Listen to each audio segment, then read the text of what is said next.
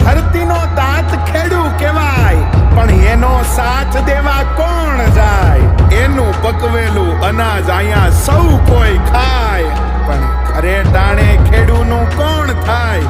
એટલે ખેડૂ મનમાં મૂંઝાય, એટલે ખેડૂ મનમાં મૂંઝાય. અંદર ને અંદર એ સળગે છે, બળદના ચોટાએ બાંધી કામે વળગે છે.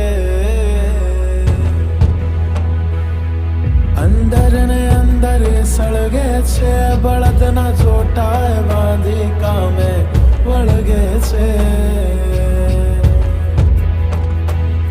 ધ્યાન રાખે છે બધી મોસમનું, ધાન બધાનું એ તો જીવની જેમ પકવે છે.